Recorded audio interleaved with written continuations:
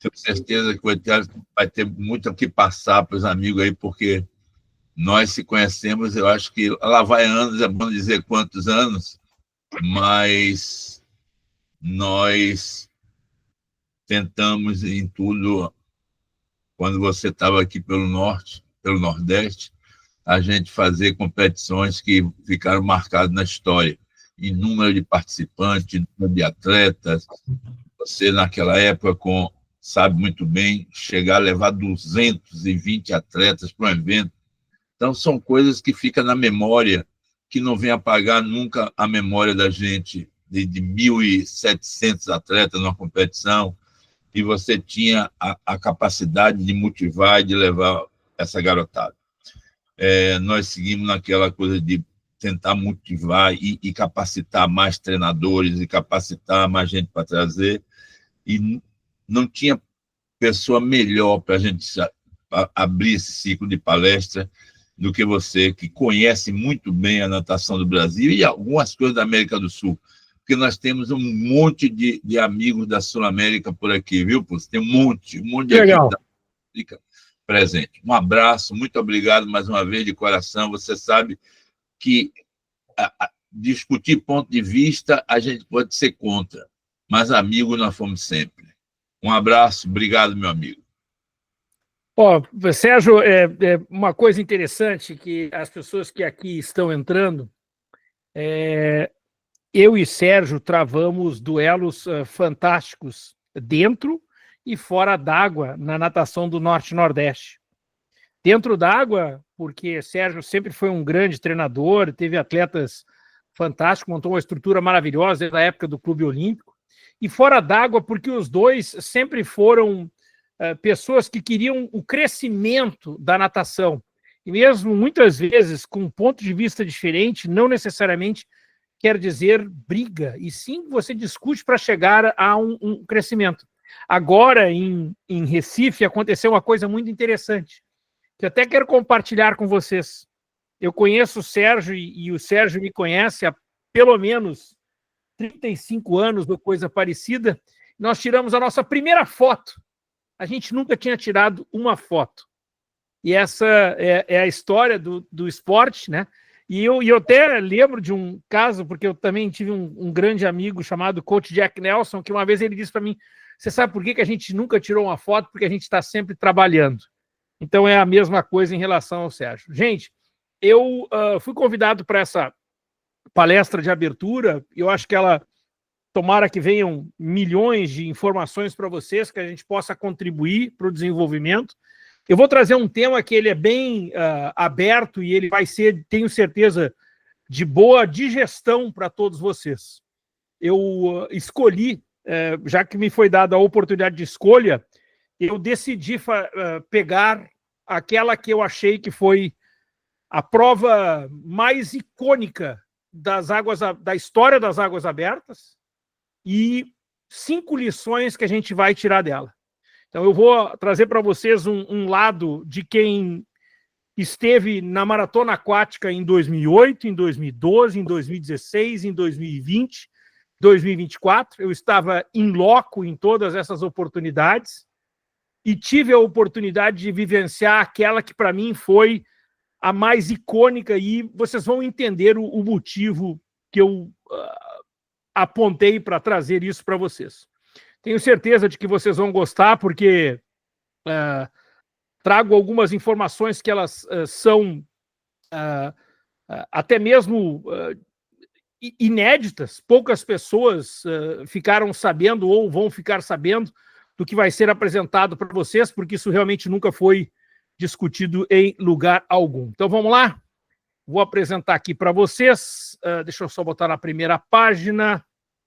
Só me confirma, por favor, se está já aparecendo. Tela cheia, Marquinhos, confirma? Sim, confirmado, tela cheia. Então, galera, essa minha apresentação que está se iniciando neste momento, eu vou trazer para vocês aquela que, para mim, que foi a mais icônica prova de águas abertas da história. E eu não vou só descrevê-la com dados e informações significantes e relativamente contribuidoras para nós, mas como também eu vou apontar 5 grandes lições que a natação de águas abertas, a Maratona Aquática de Paris 2024, nos deixou. Eu acho que é importante que a gente tenha um contexto histórico. A cidade, a Maratona Aquática, ela entra nos Jogos Olímpicos em 2008, então nós estamos falando da 5ª Olimpíada somente, então é talvez um dos esportes mais jovens da Olimpíada.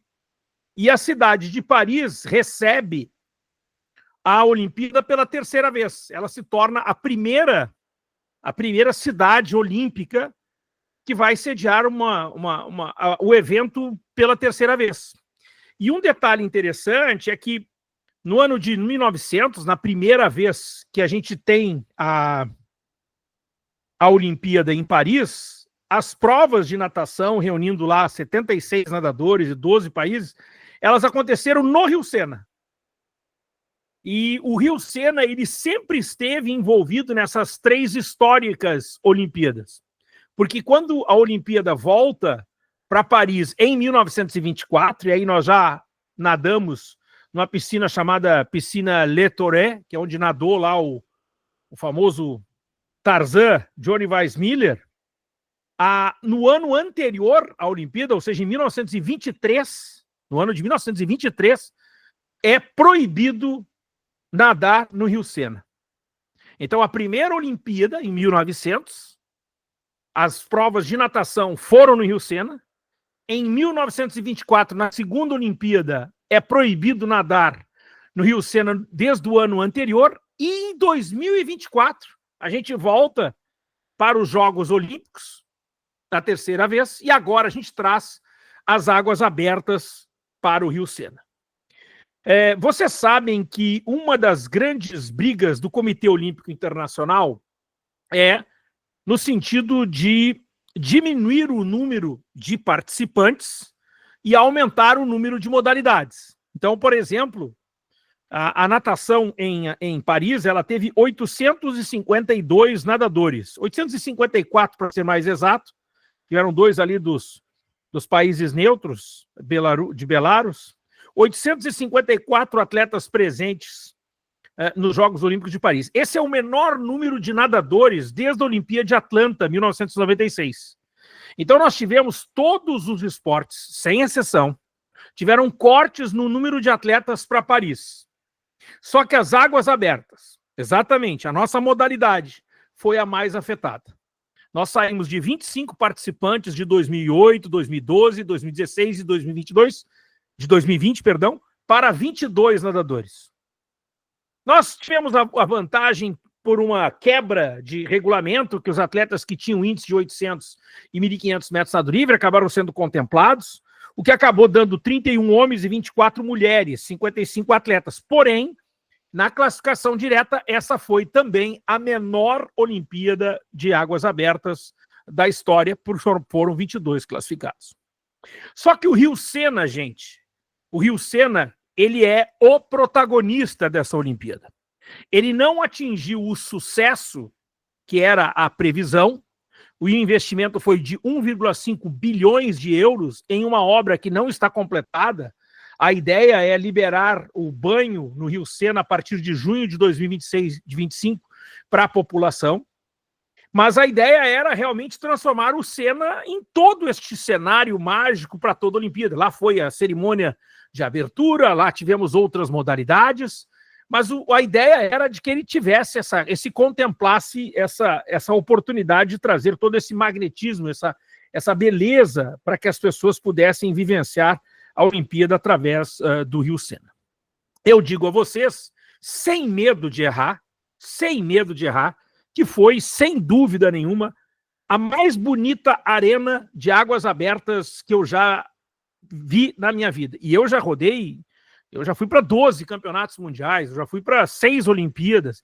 Então eu não consigo nada, não há comparação do que foi montado, porque era realmente um lugar muito interessante, de uma beleza plástica muito bonita, o tempo ajudou. Existem algumas coisas que a gente vai entrar agora, que o Serap, ele era perfeito. O Serap ele deveria ter sido perfeito, mas não foi. E a gente vai discutir exatamente o que seria esse Serap. Todos os anos, quem organiza uma Olimpíada, ele também tem um compromisso de organizar o chamado teste-evento. O teste-evento das águas abertas, ele seria uma etapa de Copa do Mundo que aconteceu em agosto de 2024. Ou melhor, deveria ter acontecido, mas acabou sendo cancelado pela qualidade da água na época. A verdade é que o Rio Sena, para quem esteve lá agora ou recentemente, o Rio Sena está muito mais balneável atualmente do que ele já foi. Para vocês terem uma ideia, cerca de 30 ou 40 anos atrás, tínhamos duas espécies de peixe no Rio Sena. Atualmente são 34. E eu lembro quando o Kiko chega em Paris, o Kiko Teclaser, treinador da Viviane, a primeira coisa que ele diz assim, coach, eu vou te dizer uma coisa, viu? Tá limpo. Foi a primeira impressão que se tinha. O evento cancelado em agosto de 2023, mas na semana seguinte teve o teste do triatlo, e o teste do triatlo acabou acontecendo. A Olimpíada, entretanto, ela tem a ordem reversa. Como a natação abre a Olimpíada na primeira semana, as águas abertas ela está na segunda semana da Olimpíada, e o triatlo está na primeira. Então, o triatlo, que teve o teste-evento realizado depois da Copa do Mundo de Águas Abertas cancelada no ano anterior, ele abre, né, e ele tem cancelado um dia de competição acabou não sendo realizado. Os testes de treinamento foram todos cancelados, mas quem sabe que o triatlo olímpico é só 1.500 metros, existe uma variação muito pequena das condições de prova para a prova do triatlo. Mas eles conseguiram realizar as provas do triatlo, nós tivemos até alguma indicação de alguns atletas doentes, mas as águas abertas ficaram confirmadas para os dias 8 e 9 de agosto. Nós tivemos o cancelamento de um treino que aconteceria no dia 6 de agosto, e o único treino de águas abertas que aconteceu para a Olimpíada foi no dia 7 de agosto, e mesmo assim, nesse dia 7 de agosto, os atletas optaram por não entrar na água. Então, para vocês terem uma ideia, nem o Guilherme Costa, nem a Ana Marcela Cunha, nem a Viviane Jungblut decidiram treinar. Eles não fizeram o treinamento. Alguns atletas entraram, fizeram o circuito da prova, e a Omega Timing e a equipe de televisão fez uma volta inteira. Ele fez uma volta de percurso, eles pegaram alguns nadadores locais e eles fizeram uma volta de percurso, fazendo os testes de drone, os testes de largada, os testes de saída, a passagem, controle de tempo. Então eles fizeram realmente um teste nesse dia 7 de agosto, a véspera da prova do masculino, perdão, a prova do feminino, que aconteceria no dia seguinte. Bom, eu vou mostrar para vocês algumas imagens que vocês vão ver. Aí está a Ana Marcela, essas já são as imagens do dia da prova. Nós tínhamos nós tínhamos uma largada em uma ponte e o retorno em outra ponte, mas com uma pequena ponte no meio. Então, o circuito por completo, eles eram 3 pontes, e essa ponte do meio, já ela vai ser muito importante, porque nós vamos falar sobre ela, porque ela vai ter uma coisa importante que aconteceu na prova. A Viviane também fez uma prova boa, que você vê essa imagem é da imagem da largada, né? Então você vê a primeira ponte, que está atrás de nós, a segunda ponte, que está ali no meio, e a terceira ponte, que é a ponte do retorno, que está lá por trás. Ainda antes de entrar na prova e no percurso propriamente dito, nós tivemos o caso do Guilherme Costa ter saído da prova. É uma coisa que infelizmente aconteceu, e eu até, foi bom que quando a gente começou a conversa hoje, o Sérgio estava ali, eu até acho que nós temos uma certa dificuldade muitas vezes em criticar, com medo de ofender, né? A gente não precisa brigar só por discordar, né? Eu acho que era um absurdo o fato do Guilherme Costa ter abandonado a prova. Na minha opinião, ele não havia nem ter nadado, para você ter mais... Eu até acho que hoje o Guilherme e o próprio Cafu concordam comigo, até porque a gente já falou sobre isso. Os dois já queriam ter saído lá de Paris há muito tempo, fez uma baita Olimpíada na prova, então não era para ele estar nessa prova, e muito menos para ter parado, né? Mas como o Guilherme parou num campeonato mundial de Budapeste e não aconteceu nada, enfim, CBDA, na minha visão, ela teria que ser um pouquinho mais criteriosa em relação a isso. E eu, quando eu falo isso, eu falo, inclusive, de outros atletas que atualmente têm disputado etapas de Copa do Mundo, que por uma razão ou outra acabam parando. A gente tem que ter algum tipo de controle em relação a isso, até para que as pessoas possam entender. Você jamais, gente, aqui é importante dizer isso, viu? Muito importante. Você jamais pode dizer para um atleta, você não pode parar, você não pode fazer isso.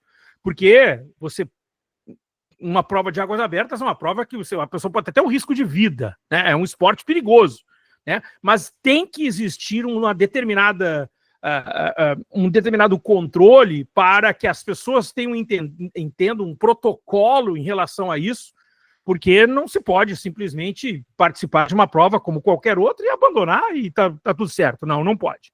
Não pode mesmo. E eu tenho, como eu disse a vocês, eu não me sinto melindrado de forma alguma em expor essa crítica, porque eu o fiz diretamente para o Cafu, diretamente para o Guilherme, porque eu acho que não cabia. Eu quero mostrar a vocês alguns detalhes da prova que são super importantes de serem destacados. Você está vendo que foi montado um super trapiche. Esse super trapiche, ele tem a prova na nossa frente. Nós estamos falando... Aqui, gente, é a prova no masculino e os homens foram muito, mas muito favorecidos pelo fato de terem nadado no dia seguinte. Eles sabiam exatamente o que eles tinham que fazer. A ida era pelo meio do rio, pegando ao máximo a corrente a favor, e a volta sempre juntinho da parede. Até a própria Sharon, eu me lembro que ela estava toda machucada, né, porque ela bateu várias vezes nos galhos, né, junto da parede da prova. Então a volta ela era sempre marcada por esse contorno. Aí vocês aí vocês podem ver como é que está a volta, ó, bem juntinho da parede mesmo. Eu sei que tem gente que aparece uma hora que aparece uma saída de esgoto e as pessoas tiraram uma foto tentando... Gente, não tem esgoto jogado no Rio Sena faz 60 anos, viu? Só de informação. Faz 60 anos que não se joga esgoto no Rio Sena. A sujeira vem da chuva, né? A sujeira é nossa, que somos porcos e nojentos como ser humanos. A nossa cidadania é horrorosa que transforma o nosso mundo aí. Você pode ver, olha a diferença, gente, quando você vai a favor e quando você volta contra, né? E lá eles estão voltando, eles estão exatamente voltando.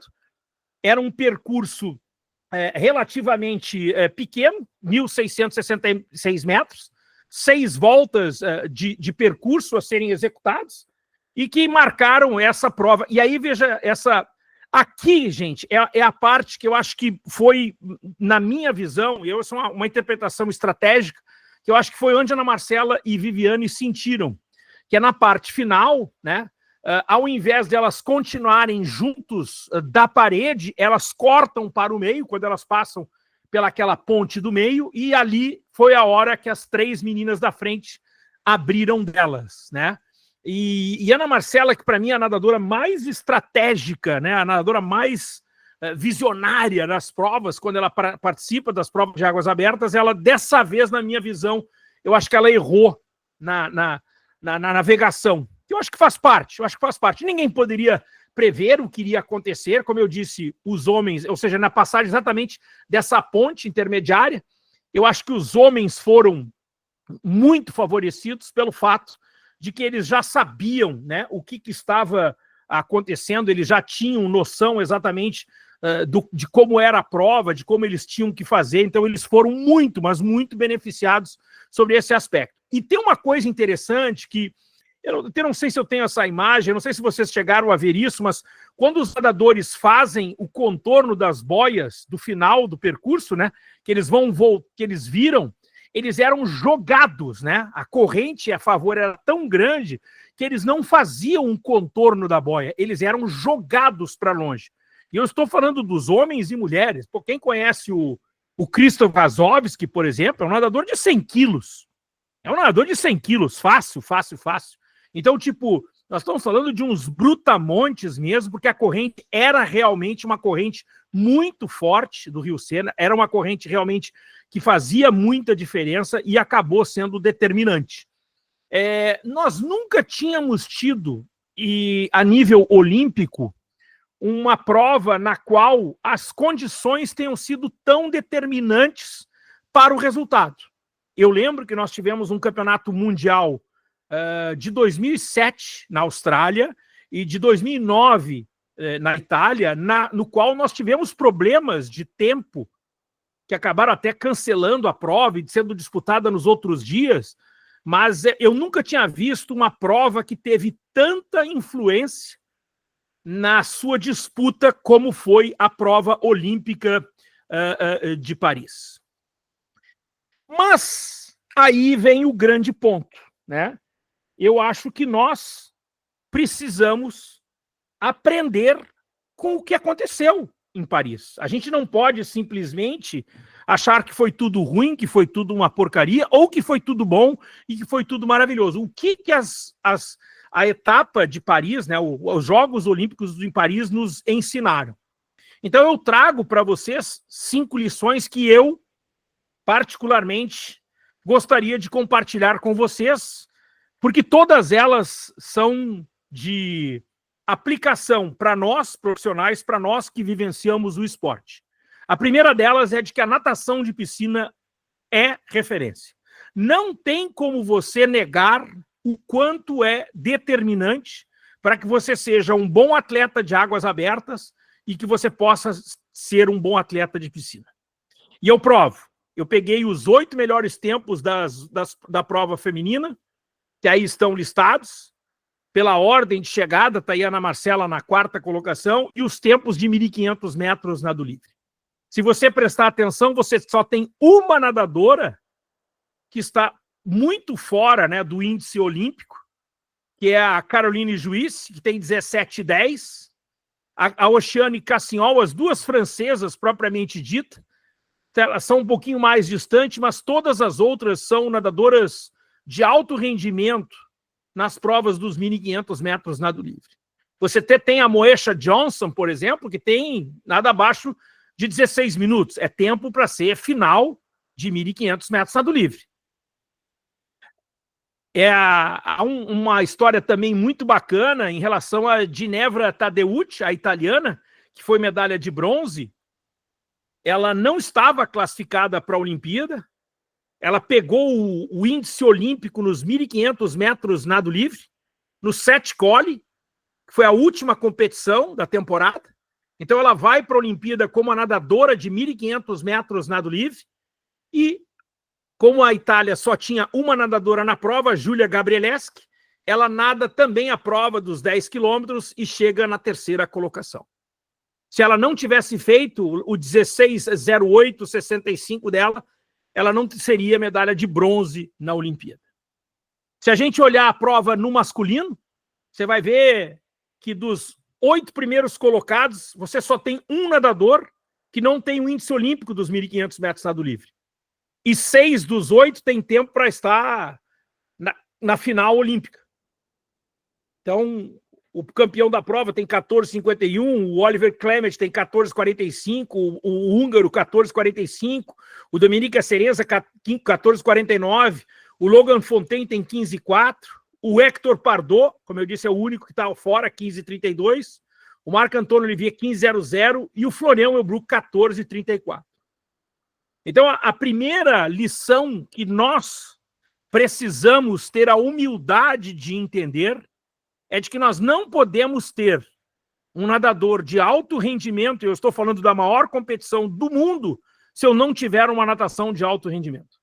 Eu sei que nós tivemos um atleta que foi fora da curva, e eu falo de Alain do Carmo, que para mim é o maior nadador da história das águas abertas do Brasil, que ele não se enquadraria nem perto disso, mas ele foi um cara que era diferenciado. Então, ele para mim é muito mais uma exceção e ele não pode ser considerado a regra. A regra é, se a gente quiser ter nadadores de alto rendimento nas águas abertas, nós precisamos ser bons nas provas de piscina. A segunda lição é que a Europa é o modelo do esporte mundial. é incontestável o volume, a qualidade e o trabalho que está sendo feito na Europa. Da mesma forma que a gente trabalha com natação e olha para os Estados Unidos e manda os meninos estudarem nas universidades americanas, porque são referências, são modelo e é o futuro para quem quer ser nadador, se você está pensando em águas abertas, você tem que olhar para o modelo europeu. E eu, quando eu digo olhar para o modelo europeu, a gente tem que olhar para o modelo europeu de treinamento, para o modelo europeu de competição, para o modelo europeu de provas de águas abertas indoor que eles fazem todos os anos, do circuito que eles fazem, de poder competir lá. A gente precisa olhar para o modelo europeu. E os números são incontestáveis. As mulheres na prova olímpica, 6 das 8 primeiras colocadas eram europeias. 8 das 10 primeiras colocadas eram europeias e 12 das 20 primeiras colocadas eram europeias. Nos homens, esse número é ainda maior. 8 dos 8, 10 dos 10 e 16 dos 20. Então, gente, não tem como não identificar de que se nós quisermos desenvolver as águas abertas no mundo hoje, a gente tem que usar como referência o modelo europeu. Nós precisamos entender como é que está se treinando, como é que está se competindo, como é que está se organizando, qual é o sistema que eles estão falando, qual é o sistema que está sendo montado, como os atletas estão conseguindo lidar com isso.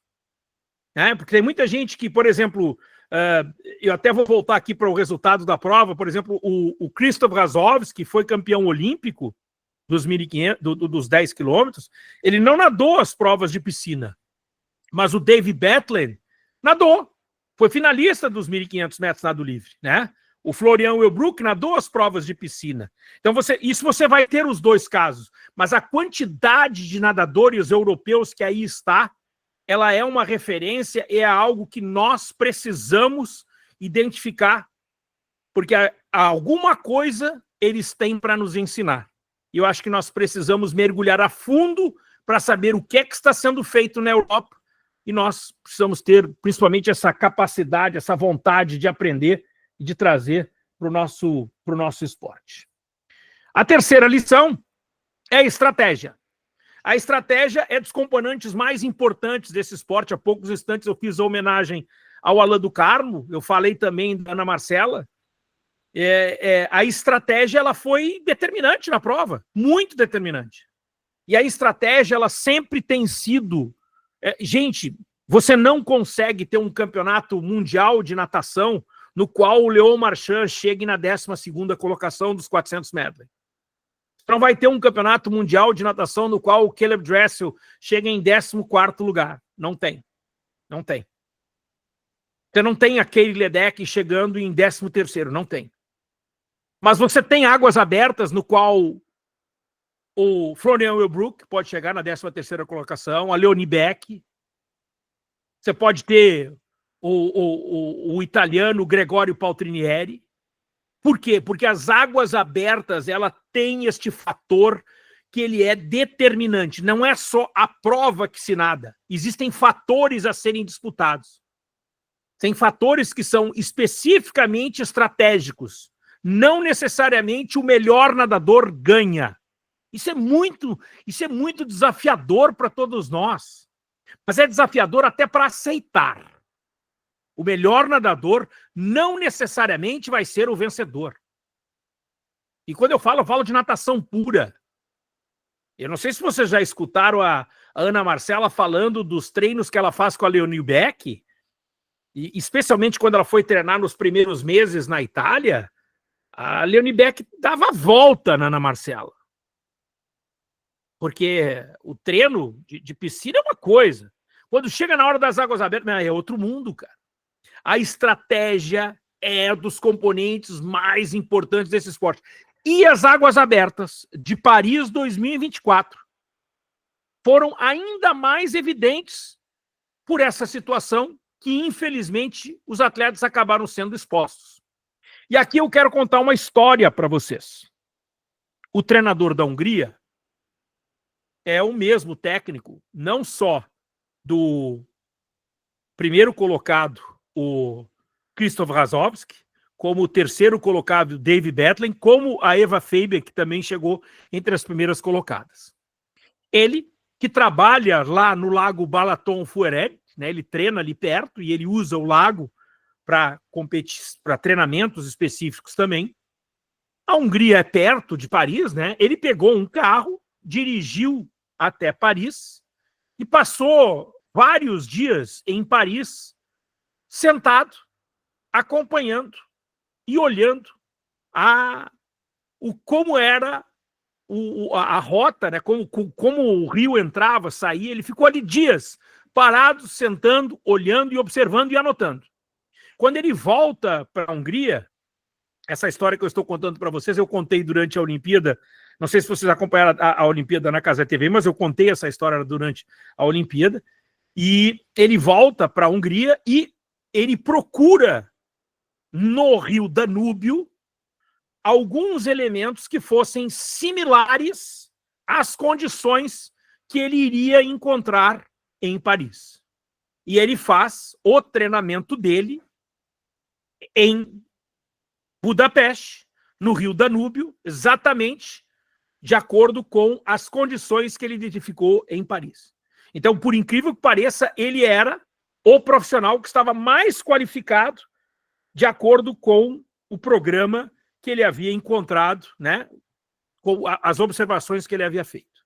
Evidentemente que as condições elas mudam, mas ele tinha feito vários dias de observação, ele tinha feito vários dias de treinamento, e ele leva isso para o rio Danúbio, né, e para o treinamento dos atletas. E nós não tivemos nenhum de nossos atletas, e que eu saiba, nenhum de outros países, inclusive, tenha feito algo similar, né, e por isso eu trago para vocês essa informação, porque é uma informação muito importante, e a gente tem que estudar, a gente tem que a gente já tem que estar olhando onde é que vai ser a Olimpíada de 2028, qual será a condição, como será.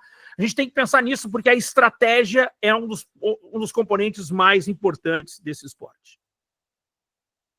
Por fim, eu tenho mais 2 recados para dar nessas lições. Um deles, ele é destinado não a só você, treinador, mas a você como pessoa, você como formador de opinião, você como formador e responsável, uma coisa que eu chamo de cidadania esportiva. Nós temos uma responsabilidade civil muito grande. Eu falo não só no cuidado, no apreço, no desenvolvimento do atleta como cidadão, mas também pelo envolvimento nesse esporte. E é um absurdo que nós precisamos esperar 101 anos para ter que corrigir e limpar o rio Sena, e mesmo assim sermos os primeiros a estar criticando que ele estava poluído. Nós teríamos que ser os maiores defensores da busca de estarem sempre preocupados na limpeza dos nossos rios. Eu sei que vocês já conseguiram identificar que as Águas Abertas têm uma vibe muito legal, é uma galera muito comprometida, a galera que gosta de limpeza de praia, limpeza de rio, e nós não precisamos esperar só o Sena, não, a gente tem que olhar para os rios que estão ao nosso quintal, as nossas lagoas, a gente tem que ter um compromisso, acima de tudo, nesse sentido. A Olimpíada, e isso é até uma frase que o Kiko me disse lá em Paris, ele disse o seguinte: coach, as pessoas não têm noção do bem que a Olimpíada faz para a humanidade. E ele está 100% certo. E eu gostaria que todos que aqui estão hoje tivessem esse compromisso de fazer a nossa vida melhor e não pensar só nos teus atletas, nas provas de águas abertas, mas nos netos, nos filhos, nos descendentes dos teus atletas que virão vivenciar nessas águas que a gente pode cuidar dela hoje como cidadão. E a última mensagem: nós precisamos promover o nosso esporte. Nós, como profissionais, como pessoas amantes do nosso esporte, nós precisamos reconhecer de que ter tido uma prova de águas abertas no Rio Sena foi maravilhoso para o esporte. Tomara que esse investimento bilionário dê certo, que em junho de 2025 a população francesa possa nadar no Rio Sena de novo, e que a gente, quando for visitar Paris, possa nadar lá e dizer: foi aqui que a Sharon Van Hohendahl foi campeã olímpica. Ela chegou aqui, ela saiu dali, ela deu a volta por aqui.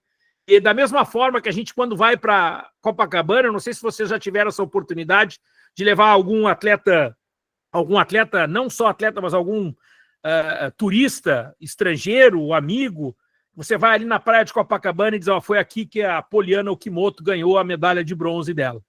Nós precisamos promover o nosso esporte. Eu falo para vocês que tem que ter alguma coisa errada, que a gente faça um circuito reunindo os melhores atletas do Campeonato Brasileiro de Águas Abertas. A gente tenha 60, 70 nadadores na água e a gente tem circuitos comerciais de provas de travessia de não sei do que para onde, com 300, 400, 500 nadadores. Nós precisamos aprender como promover o nosso esporte. E eu sempre digo isso porque a gente sempre fica colocando a culpa ou a responsabilidade nas entidades. Isso é a responsabilidade da CBD. Não. Isso é nossa responsabilidade. Isso é nossa responsabilidade como partes do processo. A gente precisa promover o esporte. Como? Existem inúmeras maneiras, existem inúmeras oportunidades de levar o conhecimento para os atletas. Cara, é inacreditável que você faça uma etapa de águas abertas do Campeonato Brasileiro em São Paulo e tenha provas de 500 metros, 250 metros para a garotada do Mirim e Petis e tenha lá 15, 20 meninos nadando. Isso não existe. Isso não existe. Isso é o cúmulo do cúmulo. Não, jamais poderia ser isso. A gente precisa ensinar a nossa comunidade o valor, a beleza. Gente do céu, eu falo isso direto para o Patrick Winkler na Swim Channel. Cara, não tem coisa mais linda do que uma transmissão de águas abertas. Gente, é maravilhoso demais. Domingo eu vou transmitir a travessia do canal de Ilhabela. É drone, é imagens bonitas, é natureza, é mar. Cara, é muito bonito. Então, nós precisamos ter a oportunidade de pensar de como podemos fazer o nosso esporte melhor. Uma das iniciativas, às vezes, são coisas simples. Eu vou mostrar para vocês um vídeo que foi produzido que apresenta o esporte. Um vídeo simples, um vídeo comum, um vídeo que serve apenas para que as pessoas possam entender o que é uma maratona aquática, o que é uma prova de 10 quilômetros.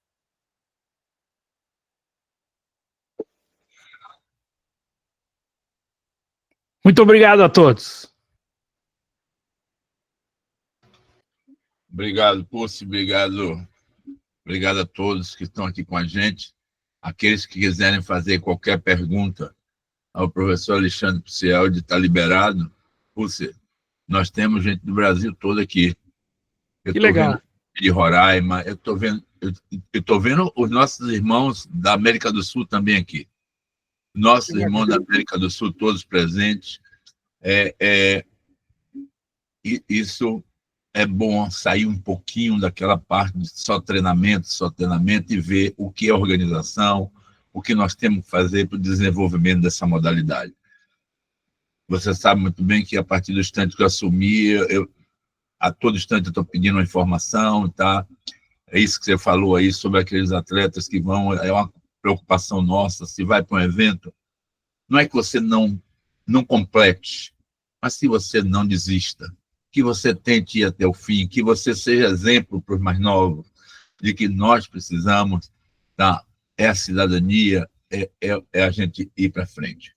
Então, aqueles que queiram fazer qualquer pergunta ao professor Alexandre Puciel, está liberado, podem fazer as perguntas, que logo depois a gente entra para agradecer a todos. Estou vendo gente aqui, ó, Arthur Pedrosa, que você conhece. Craque, amante das águas abertas, estou vendo aqui. Arthur, um abraço, prazer em ver aqui. Estou vendo a professora Ione Chiar, nesse instante já veio o Marcos da Versac aí. Então, um abraço a todos e está liberado para vocês fazerem as perguntas. Show. Roberto, pode perguntar, querido Roberto. Pode abrir o teu microfone aí, querido. Boa noite a todos. Boa noite, Alex. Boa noite, Sergião. Prazer falar com vocês. Muito feliz com a sua participação no ciclo de palestras de Águas Abertas. Meu amigo, o que você acha de a gente começar com essa criançada de 7 anos já no Águas Abertas? Em Nema tem, nos Marcelinha Cunha tem. Aqui em Fortaleza a gente já está colocando alguns nessa idade para começar a se divertir, a brincar no Águas Abertas. O que você acha disso? Eu acho o seguinte, acho que primeiro, Roberto, obrigado pela pergunta. a participação da garotada nas águas abertas, quando a gente fala aí do Mirim Petis, ela é muito mais no contexto da vivência do esporte do que propriamente o desenvolvimento de uma futura nadadora por ali. Só que você sabe que nós não temos o controle da vida, né? Às vezes a garotada acaba curtindo e fica, né? A Ana Marcela Cunha, ela é um exemplo disso. A Ana Marcela Cunha, ela é apaixonada pelas águas abertas desde pequena.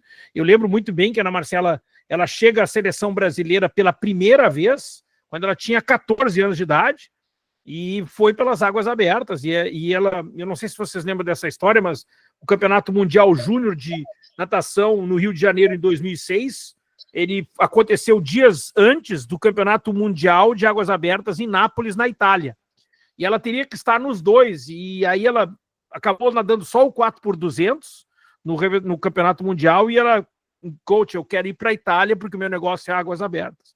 Mas eu acho que essa participação da garotada, eu acho que ela é fundamental, porque ela dá uma vivência, a gente faz com que a garotada se incorpore no esporte, dê um pouco mais de sentido ao esporte, acho que até envolve as famílias, né? Lembra que a gente é formador de opinião, que a gente está promovendo o esporte, quanto mais pessoas estiverem envolvidas, é fantástico. Eu acho o circuito Marcelinha um negócio sensacional, que deve ser valorizado, e vocês, que quando tem eventos nas suas cidades, devem incentivar que a garotada vá. Não que eles nem precisam ser nadadores de águas abertas, não é isso, não. É muito mais para ter a vivência e promover o esporte, porque é um esporte muito bonito. Obrigado, Roberto. Pô, se você não está, eu tenho aqui outro, Miguel Antunes também levantou a mão aí para fazer a pergunta para você. Miguel, pode abrir o microfone e fazer o professor Alexandre. Boa noite a todos. Primeiro, mais uma vez, parabéns aí ao querido Alexandre Social aí pela palestra. Eu só queria trazer um adendo à discussão. O coach falou que tem pouca gente a participar das águas abertas. Este ano, o clube onde eu trabalho, pela primeira vez em muitos anos, participamos do Campeonato Paulista de Águas Abertas de inverno e de verão. Mas eu entendo quando o coach disse que é nossa função divulgar o esporte, promover o esporte e atrás de apoios para poder participar, mas uma das coisas que, pelo menos nós aqui no interior de São Paulo, sentimos sempre é a questão do custo. Por exemplo, eu no Campeonato Paulista de Verão participámos só com 2 atletas. 2 atletas, o que ficou quase em R$1.000. É ir, é o hotel, é a própria inscrição. No caso lá, até para o público entrar, pagava mais uma taxa. Quer dizer, não estou a dizer que está errado e que tem que ser sustentável, mas como a gente divulgar a modalidade como um todo, talvez as federações que têm mais poder, como é que elas conseguem diminuir os custos para os clubes? Não sei, estou aqui só para ficar a reflexão. Mais uma vez, obrigado a todos e parabéns aí pela brilhante palestra. Miguel, obrigado pela sua pergunta, e me chamou a atenção, eu vi, né? Eu fiz parte da narração do Campeonato Paulista, identifiquei vários atletas de Botucatu presentes. Parabéns aí a oportunidade de você ter colocado a gurizada. E realmente, gente, custos é algo que todos nós lidamos diariamente. Todos nós temos que, ao máximo, nos esforçar para minimizar, né, que esses custos sejam repassados às famílias.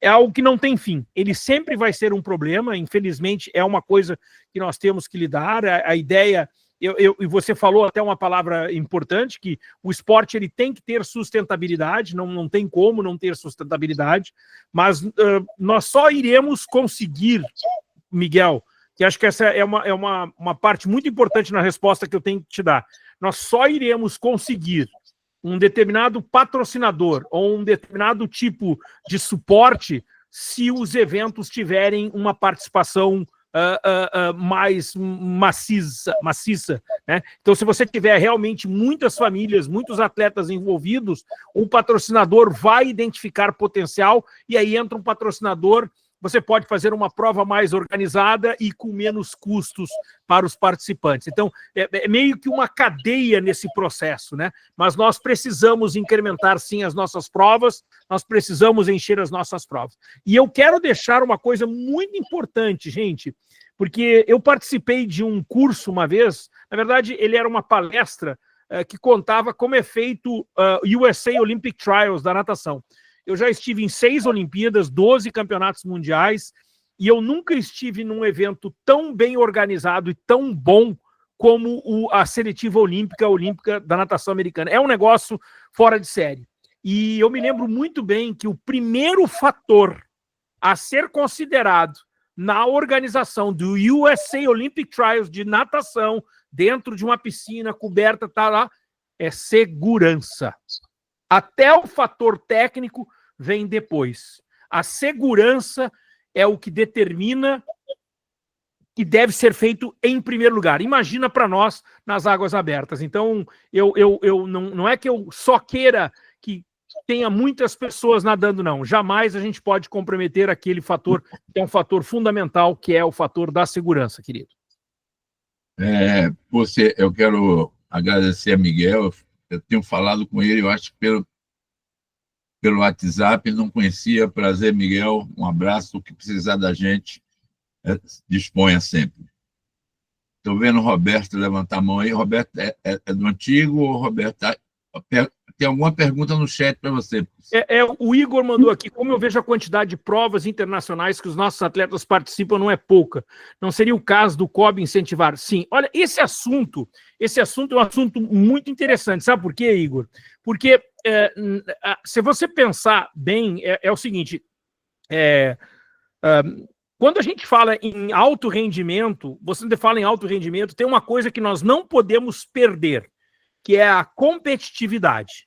Né? Eu até acho que você tem que nadar para levar cacete, concordo, mas você só não pode nadar para levar cacete, sabe? Eu acho que você fica feito uma barata tonta, às vezes, só indo... Não, você tem que tentar encontrar determinados eventos onde você seja competitivo e onde você possa progredir. Então, eu acho que se você pegar os melhores nadadores do Brasil e levá-los para disputar todas as etapas de Copas do Mundo, eu não acho que vai ser o que vai ser determinante para o resultado da natação melhorar, não. Não acho. E eu tenho prova disso, porque isso foi feito nos anos de 2018, 2019, quando o Alan do Carmo começa a se aposentar. Nós estávamos participando em todas as etapas de Copas do Mundo, com atletas que muitas vezes eles estavam entre os melhores do Brasil, mas eles não tinham nível internacional e não houve progressão nenhuma.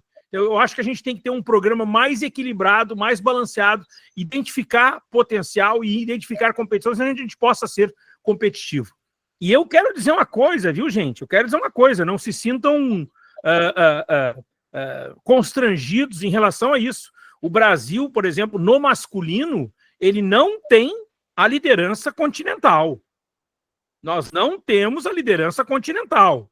O Brasil não ganha uma medalha em prova de 10 quilômetros em campeonato sul-americano absoluto há 2 sul-americanos consecutivos. A gente não ganha a prova dos 10 quilômetros em campeonato sul-americano há 6 campeonatos sul-americanos. Nós não tivemos nenhum nadador nadando a prova dos 10 quilômetros nos Jogos Pan-Americanos. Então, eu acho que eu identifico agora que existe uma nova geração aparecendo, mas essa nova geração, ela primeiro vai ter que reconquistar o controle da América do Sul. E eu acho que isso é muito importante. É muito importante que a gente retome o controle da América do Sul, porque a gente não pode estar pensando em Copa do Mundo se primeiro a gente não se estabelece por aqui. Eu identifico até uma gurizada boa, né? Uma gurizada nova que está aparecendo, e que eu acho que até, gente, a gente vai ter a ser um pouco injusto ao botar muita pressão nesses gurizes, porque eles não estão prontos para nadar contra Florian Wellbrook, Krasovski. A gente não pode achar que os nossos meninos estão prontos. Não estão, não. Nossos meninos ainda vão ter que ralar um bocado ainda. Eu acho que nós estamos ainda num processo de desenvolvimento. Há uma nova geração aparecendo e nós precisamos olhar com ela com muito carinho, porque eu acho que tem talento ali sim. Pô, se nós temos aí um brasileiro paraguaio aí, ó. Nosso amigo Rodrigo Longo, que agora é treinador da seleção paraguaia, Tá aí, ó, levantando a mão aí. Fala, Rodrigão. Boa noite, tudo bem? Bom, estou totalmente de acordo quanto ao Brasil ter que seguir a liderança. Acho que o Brasil sempre, na América do Sul, é referência e tem que ser o sarrafo do esporte tanto de piscina quanto de águas abertas. Já elogiei o Sérgio várias vezes. Esse ano foi o primeiro ano com um circuito sul-americano de águas abertas, né? Que a gente pôde começar na base. Então, como você disse, esse investimento na categoria de base, queria saber a sua opinião. Já conversei com o Sérgio várias vezes, em todas as oportunidades que a gente teve de estar junto, a minha opinião nas coisas que podem agregar nesse circuito para o próximo ano. Mas até que ponto a gente não pode colocar provas, a gente até discutiu o kickoff, né, que foi a prova mais legal do Mundial Júnior, em fazer uma progressão um pouco mais de acordo com os atletas da categoria de base e trazer essa competitividade a nível sul-americano para que assim a gente possa também, além de competir em vários outros tipos de situações, né, de tipos de mar, tipos de praia, de rio, mas para que também a gente consiga botar esse custo de acordo com todos e fazer algo mais atrativo. Bom, queria saber a sua opinião em relação a isso. Obrigado, Rodrigo. Parabéns aí pelo trabalho que você está fazendo aí no Paraguai, desejando você sucesso. Você é um representante do nosso esporte em terras do exterior. Deixa eu dizer, eu acho que nós vivemos algumas ideias novas que têm sido muito boas. Uma delas, na minha opinião, foi a inclusão do circuito sul-americano de águas abertas dentro do calendário Consanat. Eu acho que isso foi algo super válido. Acho que é algo que contribui muito para o desenvolvimento. Acho que foi uma ideia interessante. Eu acho que ainda tem que ser um pouquinho mais desenvolvida. Eu acho que existem coisas boas que podem ser adquiridas sobre esse aspecto. Eu sou um pouco ainda reticente em relação a algumas coisas. Eu acho que a gente tem que ter um pouco mais de cuidado quando a gente fala de seleção brasileira.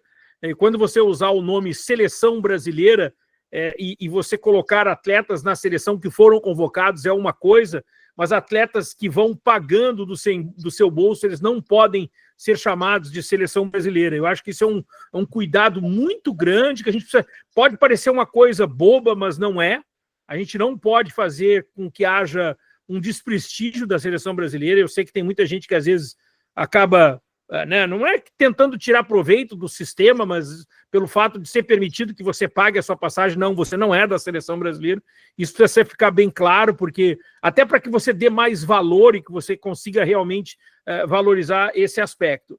Segundo, nós também vivenciamos uma coisa muito boa no Brasil, que foi a entrada das águas abertas nos Jogos da Juventude. Acho que isso é super positivo.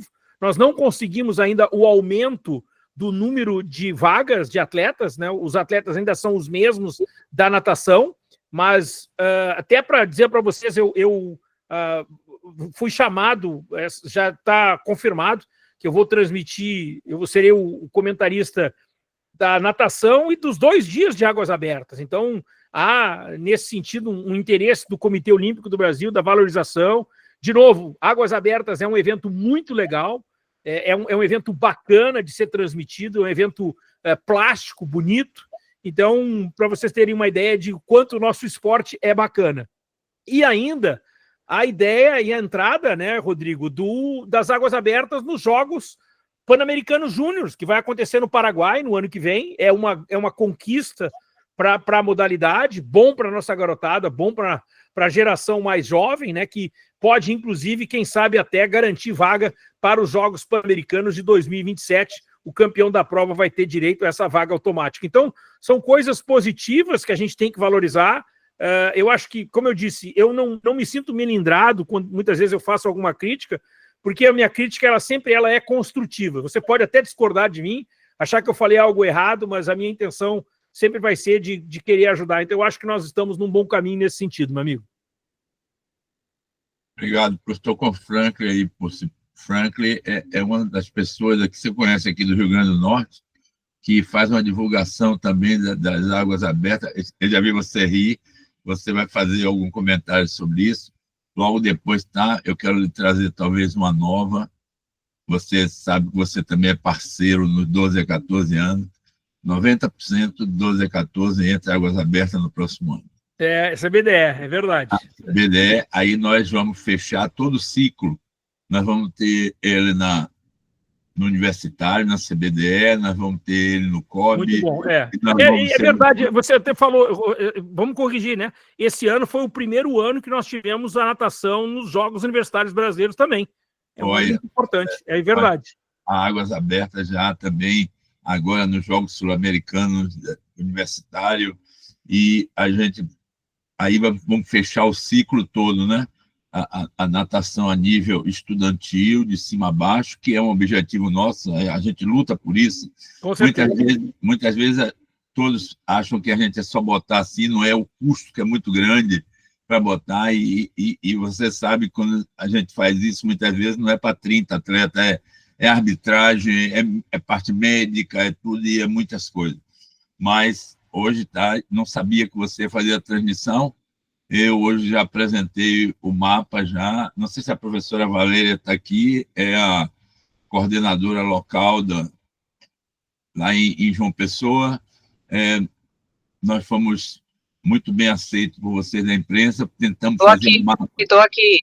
Ó, a Valéria já está aí, está vendo? Vai ser aonde a prova, Valéria? Vai, Valéria.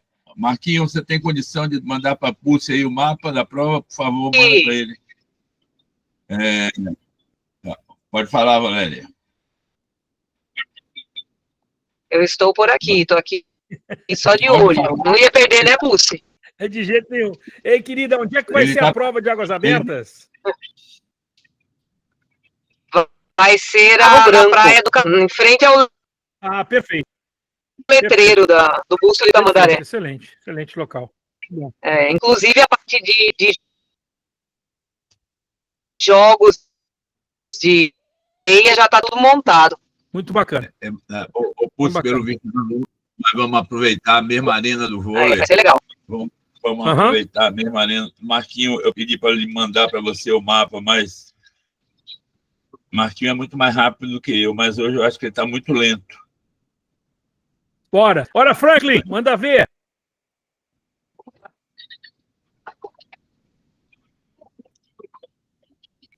Pode abrir, pode abrir e falar, Franklin.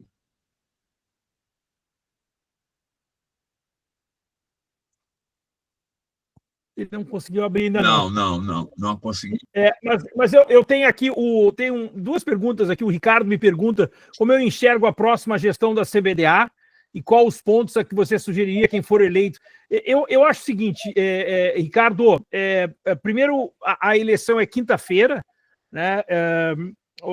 Dois candidatos com histórico bem positivo dentro do esporte, o Cordani, que é atleta de Águas Abertas, até já ficou em terceiro lugar numa seletiva nacional, o próprio Diego, que ainda é atleta, né, atleta master, ambos têm uma visão muito boa do esporte. A minha visão em relação a aumentar o número da participação dos atletas, ela não está restrita somente às gestões das entidades. Eu acho que os treinadores e seus respectivos clubes têm responsabilidade nesse sentido. Eu acho que os clubes de São Paulo tinham que ter essa preocupação, os clubes, quando a etapa for em São Paulo, os clubes de Santa Catarina, quando for em Santa Catarina, e assim por diante. Eu acho que nós temos até uma tendência, viu, Ricardo, meio que natural das coisas, a gente sempre gosta de colocar a culpa na CBDA, e muitas vezes a solução ela está dentro da nossa piscina. Eu acho que a minha visão é que muitas vezes nós conseguimos até resolver isso de uma forma mais efetiva. Enquanto o Franklin não entra aí, Franklin, o Joélio pergunta, desses atletas olímpicos, entre os 10 melhores, você sabe se participaram dos Mundiais Júnior? Sim. Alguns deles participaram, sim. Por exemplo, o Marc-Antônio Olivier, o Krzysztof Razowski, o Oliver Clement, eles estavam nos campeonatos mundiais júniores, já no feminino também. Só que, Joélio, eu quero levantar uma coisa interessante aqui. Um atleta campeão mundial júnior não necessariamente quer dizer que ele vai ser um atleta campeão mundial absoluto. a gente pode até discutir um pouco mais adiante isso, mas na minha visão é que o Campeonato Mundial Júnior, como o Campeonato Sul-Americano Juvenil, ele existe para que você promova uma nova geração no caminho de chegar ao alto rendimento. O Campeonato Sul-Americano Juvenil e o Campeonato Mundial Júnior, eles não podem ser o final de carreira. Eles, muitas vezes, eles se tornam o final de carreira de alguém que consegue uma marca e nunca mais faz, ou acaba por aí. Não, ele tem que ser... Na verdade, quase com um meio, né? Eu não vou dizer que é o início, né? Porque eles já são atletas de alto rendimento, mas é um meio de você chegar ao alto rendimento. Só existe a categoria júnior, porque o objetivo é te preparar de uma forma mais adequada para a categoria absoluta. Para quem não sabe, os Jogos Pan-Americanos Júnior, foram criados porque estava existindo um gap, né, uma perda de atletas dos 18, 19, 20 anos que não conseguiam chegar ao alto rendimento porque haviam outros atletas mais velhos que se mantinham ali e acabavam tirando o lugar dessa outra garotada. Então, a ideia é essa. Nós precisamos entender o esporte de alto rendimento e tentar levá-lo eles lá para frente, ok? O Franklin continua com a mão levantada, mas está sem microfone. Tô vendo aqui. Eu tenho aqui, a Heloísa perguntou que a fase de iniciação das águas abertas, como eu vejo os eventos de águas abertas indoor, eu acho fantástico, parabéns à Federação Baiana dos Esportes Aquáticos que fez isso no último dia do Norte-Nordeste. No último dia ou foi no primeiro dia? No primeiro dia. Primeiro dia do Norte-Nordeste, Mirim Petis, foi um sucesso, a gurizada curtiu bastante. É um evento muito popular, né? Na Europa, está aí o Miguel que pode nos dizer até mais sobre isso, tem campeonatos nacionais de 5 quilômetros, de 10 quilômetros, feito em piscina, com recordes nacionais, inclusive. Eu quero até lhe dar um dado que muitas vezes é falha minha. Imagine que quem foi campeão do indoor aqui na Bahia foi o clube de Campina Grande. Que bacana, cara. Campina Grande, na Paraíba. Isso é uma coisa que me deixou muito satisfeito, porque está botando e está trabalhando para o desenvolvimento da Águas Abertas, que a gente expanda ele tudo. Então, aproveitando ainda a sua palestra, ontem eu apresentei a multidisciplinar nossa, dos nossos meninos no 1.500, 32 já estão nadando abaixo de 16 minutos. Olha que quando nós assumimos, bem poucos tinham. 32, o 32º atleta nosso está nadando abaixo de 16 minutos. Então, o nível está ficando muito forte no masculino.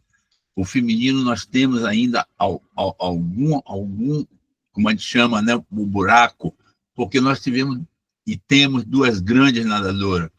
Nós temos Viviane, Jungiblu e Ana Marcela, que são coisas, mas estamos aqui lutando para que a gente consiga fazer alguma coisa. E torcendo, quem sabe, nós temos o Melec nadando a nível mundial, já liderando o ranking. Você sabe que muitas vezes júnior não é fácil, porque aparece muito menino nadando forte. Temos o Brent lá do Rio do Paraná nadando também muito bem. Então, nós estamos com um grupo bom já preparando isso. Então, acho que o caminho é esse. Eu não posso sair da piscina, eu tenho que ter a piscina como referência, porque senão, daqui a pouco, meu amigo Alexandre Pucielli vai transmitir um brasileiro passando 500 metros atrás na primeira volta. Eu acho que todos nós, eu acho que isso é uma coisa que eu quero até dizer para vocês, né? Porque é muito fácil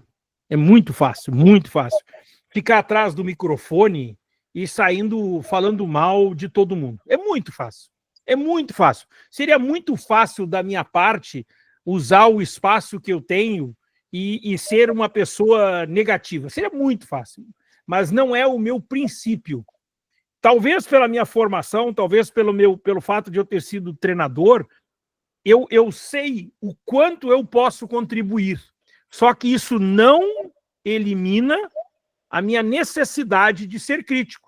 E muitas vezes uma crítica, gente, ela pode até parecer uma coisa, poxa, Está reclamando? Não estou reclamando, estou criticando porque eu quero que a coisa melhore. E eu tenho esse sentimento de que eu acho que muitas vezes eu faço. Sérgio toda semana sabe que vai receber uma ligação minha, sabe? Já sabe. Muitas vezes. Ou criticando, elogiando, mas eu recebo. Sempre. Olha, o Franklin está com problema no microfone, querido. Ia comentar sobre a base, a promoção do esporte na base, diante de um quadro que se valoriza muito as provas de velocidade em piscina com os garotos de 8 e 9 anos, quando águas abertas abrangeria os passos simples de encorajar cumprir uma distância. Ok, cara, ótimo. Eu entendi por completo a preocupação do Franklin. A preocupação do Franklin é a seguinte: as águas abertas, elas podem vir a nos trazer a oportunidade com que a gente faça com que os meninos possam nadar distâncias maiores para que evite essa especialização prematura de que os meninos se tornem nadadores com só distâncias menores. Perfeito a tua preocupação. Só que o primeiro aspecto, Franklin, a ser desenvolvido nessa garotada, especialmente nessa faixa que você cita, 8 e 9 anos, é o prazer e tirar o medo deles. Eles precisam encarar isso como um desafio. Gente, eu quero contar uma coisa para vocês. Quando você nada uma prova de 50 metros, você chegou em 8º lugar, na raia de número 8, você tirou o último lugar, confere? Quando você nada uma prova de águas abertas e você chegou em 80º lugar, não é 8º, é 80º lugar, você chega na borda, o pessoal vem, te abraça e te dá os parabéns, sabe por quê? Porque você completou. As águas abertas, ela tem um fator inclusivo que ele é gigantesco e nós nunca tiramos o devido proveito. O fato de eu ganhar ou perder nas águas abertas não é o mais importante nessa faixa. Nessa faixa é completar. E é algo que a gente precisa tirar proveito. Águas abertas é um esporte altamente inclusivo. Não tem quem saia insatisfeito das águas abertas. Completei. Mãe, eu completei. Na próxima eu vou melhor. É muito diferente de uma prova que você tira em 8º lugar, você chegou por último. Nas águas abertas, não. Nas águas abertas, ele é um movimento inclusivo. E eu acho que isso é muito bom para o nosso esporte. Você acha que o Roberto está com a mão levantada lá de novo, lá embaixo? Fala, meu querido.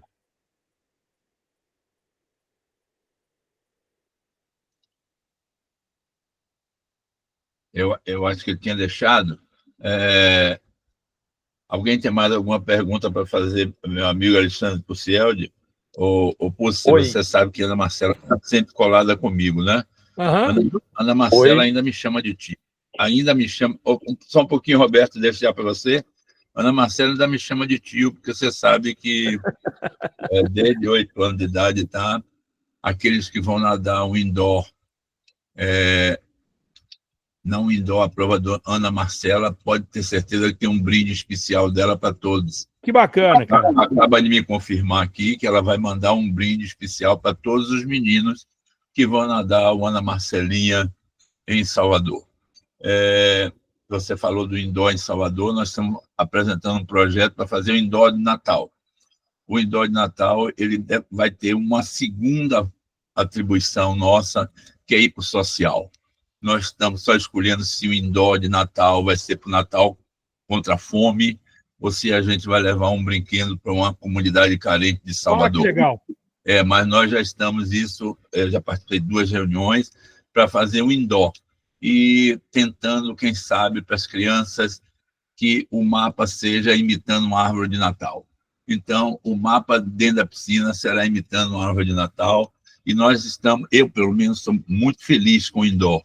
O indoor, ele tem aquela coisa que você disse aí, o indoor não tem perdedor, o indoor só tem vencedor. Então, ele chega àquela hora, tanto que todos no indoor vão para o pódio, todos, independente do lugar, todos eles vão para o pódio.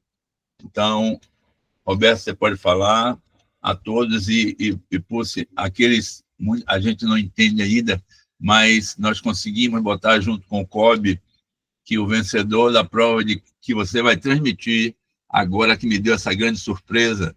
Você, o ano passado, me disse que a nossa audiência foi muito grande, talvez a maior dos jogos. As pessoas muitas vezes não sabem isso. A prova de revezamento nos Jogos da Juventude foi a maior audiência na televisão, dado aquela prova ficar mexendo toda hora. Algumas preocupações você vai ver, quando você vê a touca verde, já sabe que pode ser São Paulo, Bahia ou coisa. Quando você vê a touca amarela, vai ser outro país, junto com a coisa, para facilitar vocês na transmissão. Muito legal. Foi muito... Hoje eu tive reunião com o pessoal da TV, não sabia que você ia ser tal coisa, mas nós já deixamos tudo certo, então você deve fazer parte do grupo da gente, e nós, junto com o COB, nós instituímos que a menina que for a primeira colocada na prova de 5 quilômetros e o menino que vai ser primeiro colocado na prova vai participar do camp da gente, que é o camp visando os Jogos Pan-Americanos da Juventude. Então, os dois serão convidados a participar, independente de colocação que eles venham ter na seletiva. Então, os dois meninos, primeiro colocado masculino, primeiro colocado feminino, com todas as despesas pagas, com tudo, vão participar com a gente da clínica que será realizada no início do ano. Então, essas eram as coisas que eu tinha passado para você. Tenho certeza que você agora já sabe, você vai receber já o nome, o nível da Águas Abertas está bem forte, viu? Muito mais forte do que a natação. Eu só lamento a minha terra não ter mandado os melhores, não sei porquê, mas isso a gente não pode interferir dentro de cada estado faz a sua coisa. Roberto, você quer falar mais alguma coisa? Senão eu vou agradecer ao meu amigo Alexandre Pucieldi, porque ele sabe que não tem agradecimento, eu só faço pedir para ele vir, ele está sempre do meu lado. Puci, durante o tempo que eu estou na Águas Abertas da CBDA, eu acho que é a terceira vez que ele é convidado. É verdade. Não é isso? E nunca me disse não. Sempre ele só me pergunta o que é que eu quero que ele fale. Dessa vez ele disse, está liberado o tema para você falar o que você quiser. Roberto, você quer fazer alguma pergunta? Professor Alexandre, pode perguntar? Certo. Na verdade, eu ouvi vocês comentando. Quer dizer que nós temos planos, ideias ou possibilidades de águas abertas para o 12 a 14 anos, jogos escolares? É verdade. Vai ser sensacional. É verdade, eu já fui. Roberto, é verdade. Puci trabalha lá comigo também. Nós fazemos lá uma coisa de sugestões, sabe? A gente dá sugestões. Esse ano nós apresentamos o projeto e já mandaram a gente ver locais para o próximo ano a gente fazer. Só que o local, quem escolhe muitas vezes é a direção da CBDA. Nós temos que saber para informar. Se vai ser 2 atletas, se vai ser que tipo de prova vai ser, nós já apresentamos uma minuta de regulamento para poder a gente vir fazer. Mas é uma vitória. Você sabe, é uma vitória, não é tão fácil assim, porque o jogo da CDA 12 a 14, a 15 a 17, não é uma modalidade nem duas, são inúmeras as modalidades que lá tem. Marquinho, Marquinho, você vai ver se você fura aí o professor Alexandre Pucieldi aí, Marquinho. Marquinho? Sim, eu estou justamente aqui abrindo uma coisa aqui. Vai.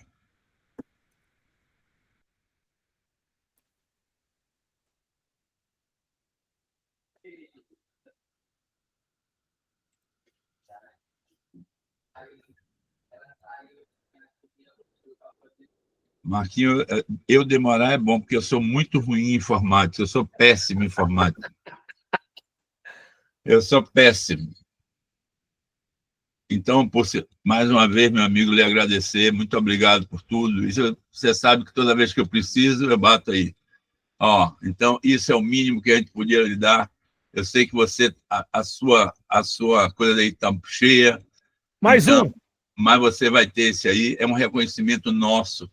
E você, eu tenho uma coisa, você é um gaúcho nordestino, porque você sofreu muito como nós sofremos aqui. Você sabe disso, e você passou por aqui, você sabe que a gente, para chegar em determinado lugar, a gente tem que fazer muita força. e você com seu português do Recife, chegou, brigou, depois foi para o Maranhão, e semana passada, ou retrasada, nós lembramos de um amigo nosso chamado João. Você está lembrado que foi uma pessoa que aqui fez com que a gente engrandecesse demais para isso. Você viu aí passar uma coisa da professora Viviane, doutora agora Viviane Motti, que será a próxima palestrante, que vai nos apresentar tudo que nós estamos fazendo com o pessoal da base na parte feminina. Um trabalho muito grande e bom da doutora Viviane, viu, Pulso? Sensacional. Vai apresentar uma coisa muito boa. Ela sofreu demais também junto com a gente, né? Então, sabe o que é. Obrigado, Pulso. Obrigado. Muito obrigado por tudo. Ao pessoal que está aqui, marcar com a doutora Viviane quinta-feira, vai estar com a gente aqui. Obrigado por tudo. Obrigado a todos. Obrigado a todos. Querido. Boa noite a todos, hein? Obrigado pela oportunidade. Não se esqueça de mim, ou criticando ou elogiando. Está comigo. As críticas sempre serão bem-vindas. Obrigado a todos. Obrigado, amigos. Fiquem com Deus.